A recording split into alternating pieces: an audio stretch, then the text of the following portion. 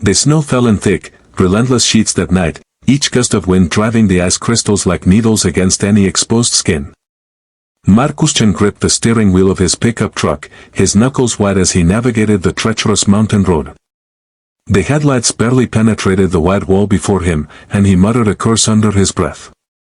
He should have left the hardware store an hour earlier, but Mrs. Patterson had needed help loading lumber, and he'd never been one to say no to a neighbor in need. In the back seat, his daughter Emma hummed softly to herself, oblivious to her father's tension.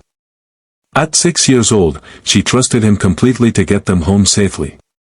That trust was both a comfort and a weight Marcus carried every single day since his wife Sarah had died 3 years ago. Cancer had taken her quickly, brutally, leaving him alone with a toddler and a grief so profound he sometimes forgot to breathe. The truck's tires slipped slightly on black ice, and Marcus eased off the accelerator. They were only 5 miles from home, but in this weather, it might as well have been 50. The radio crackled with warnings about the blizzard, urging people to stay off the roads. Too late for that advice now. That's when he saw it, a splash of white against white, but different somehow. His foot moved to the brake instinctively, and the truck slid to a gentle stop. Marcus squinted through the windshield, trying to make sense of what he was seeing. There, on the side of the road, partially buried in a snowdrift, was a figure. A person. His heart hammered in his chest as he threw the truck into park and grabbed his emergency flashlight. "Stay here, baby," he told Emma, though he knew the command was unnecessary. She was already absorbed in her tablet, watching cartoons with her headphones on. The cold hit him like a physical blow when he opened the door. The wind screamed through the pine trees, bending them nearly double. Marcus trudged through knee-deep snow toward the figure, his flashlight beam dancing wildly in the storm. As he got closer, details emerged: a woman, young, wearing what appeared to be a wedding dress. The delicate lace and satin were completely inadequate for the weather, and she was curled in on herself, shaking violently. "Hey!" Marcus shouted over the wind, dropping to his knees beside her.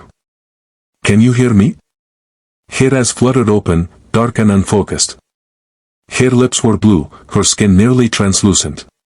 Hyposermie, his mind supplied, remembering the wilderness first aid course he'd taken years ago. Severe hypothermia. She tried to speak, but only a weak moan escaped her lips. Marcus didn't hesitate. He scooped her into his arms, surprised at how light she was, and carried her to the truck. She barely had the strength to hold on to him. He managed to open the back door and carefully placed her on the seat beside Emma. "Daddy, who is she?" Emma asked, pulling off her headphones and staring at the stranger with wide eyes. "Someone who needs our help, sweetheart. Can you share your blanket with her?" Emma immediately pulled the fleece blanket from her own lap and draped it over the woman. Marcus cranked the heat up as high as it would go and pulled back onto the road, driving with even more care now. His mind raced with questions. What was a woman in a wedding dress doing out here in a blizzard? Where had she come from? The nearest town was 10 miles back, and there wasn't much between here and there, just woods, a few scattered cabins, and the old chapel that had been abandoned for years. The woman moaned again, and Marcus glanced in the rearview mirror. "Hang on," he said, though he wasn't sure if she could hear him. "We're almost home." The 5 miles felt like 50. The truck crawled along the icy road while the wind tried to push them into the ditch. Marcus' hands ached from gripping the wheel so tightly. Behind him, Emma had taken it upon herself to rub the woman's hands, trying to warm them the way Marcus had taught her when they'd rescued a half-frozen kitten last winter. "She's so cold, Daddy," Emma said worriedly. "I know, baby. We'll warm her up soon." When they finally pulled into the driveway of their small log cabin, Marcus had never been so relieved to see home. He left the truck running and carried the woman inside, Emma scurrying ahead to open doors. He laid her on the couch near the fireplace and quickly built up the fire until flames were roaring. The woman's shaking had lessened, which worried him more than if she'd still been shivering. He remembered that meant the hypothermia was advancing. He needed to warm her gradually, carefully. Marcus grabbed every blanket in the house and piled them on top of her, then filled hot water bottles and placed them near her core. Emma stood nearby, chewing on her thumbnail, a habit she'd developed after her mother died. Is she going to be okay, Daddy? I'm going to do everything I can to make sure she is, Marcus promised. He pulled out his phone, intending to call for an ambulance, but the screen showed no signal. The storm must have knocked out the cell tower. The landline was dead too when he checked it. They were on their own. For the next hour, Marcus worked to warm the woman slowly. He made hot tea and managed to get small sips past her lips. Her color gradually improved from deathly pale to merely wan. Her shaking started again, which he took as a good sign. Finally, as the clock ticked past midnight, her eyes opened fully. She stared at the ceiling for a long moment before turning her head to look at him.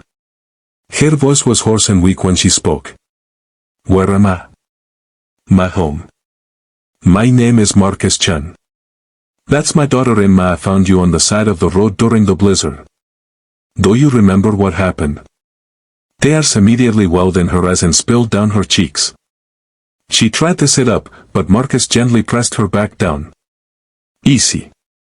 You need to stay warm and rest. What's your name? Olivia, she whispered. Olivia Reed. The tears came faster now. I was getting married. He was supposed to be getting married. Emma climbed onto the couch and sat at Olivia's feet, her small face full of concern. Why were you outside in your wedding dress? Marcus shot his daughter a look. Not now, but Olivia shook her head. It's okay. She took a shaky breath. My fiancé, ex-fiancé, Derek. He found out this morning that he'd been lying to me. About everything. He was already married. Has been for 5 years. He was just. He don't even know what I was to him. The words tumbled out in a rush, mixed with sobs. She'd discovered the truth when Derek's actual wife had shown up at the hotel where Olivia was getting ready. The woman had been kind, horrified, apologetic even. She'd shown Olivia photos, a marriage certificate, everything. Derek had spun an elaborate lie, told Olivia his divorce had been finalized months ago. He'd even fabricated documents. I just started driving, Olivia continued. I wasn't thinking. He didn't care where I went. And then my car slid off the road about 2 miles back. I tried to walk, to find help, but everything was white and I couldn't see and I just kept walking. Her voice broke. I wanted to disappear. He almost got my wish. Marcus felt a familiar ache in his chest. He recognized that kind of pain, that desire to simply cease existing because the alternative, feeling everything, was too much to bear.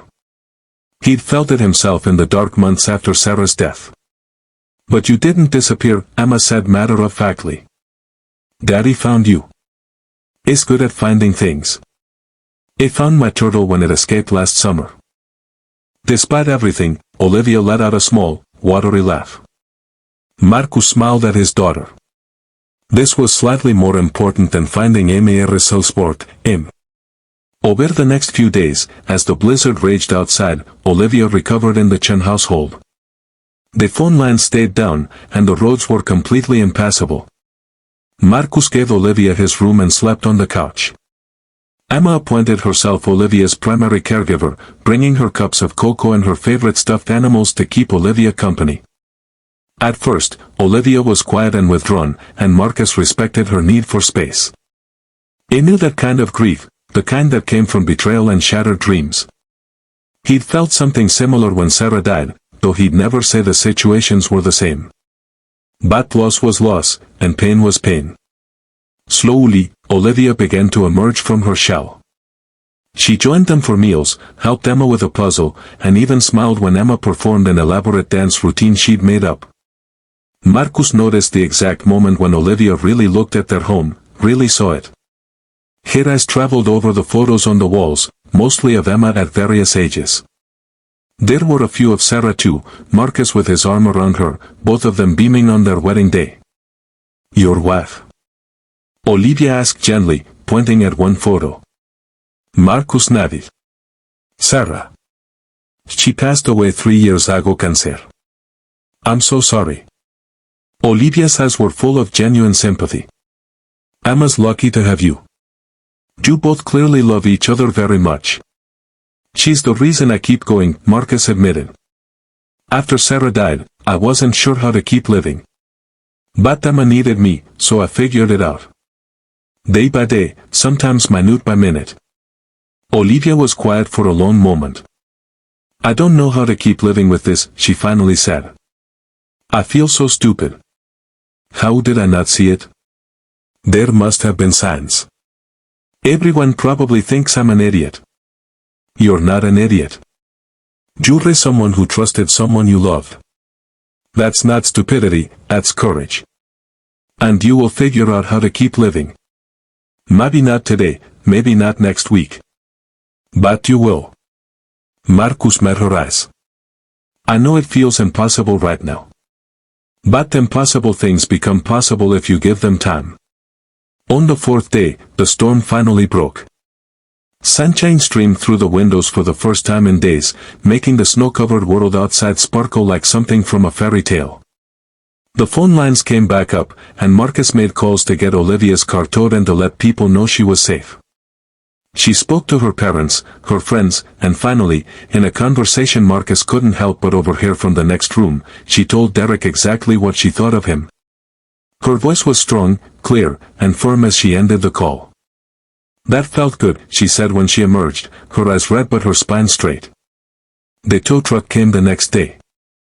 Olivia's car was badly damaged and would need extensive repairs. Marcus drove her into town to sort out the details and to pick up some clothes and necessities. She was wearing a borrowed sweatshirt and jeans that belonged to Marcus, rolled up at the ankles because he was so much taller than her. You don't have to rush to leave, Marcus found himself saying as they drove back to the cabin. The guest room is yours as long as you need it.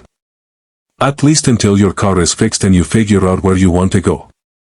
Olivia looked at him with surprise and something else he couldn't quite name. Are you sure?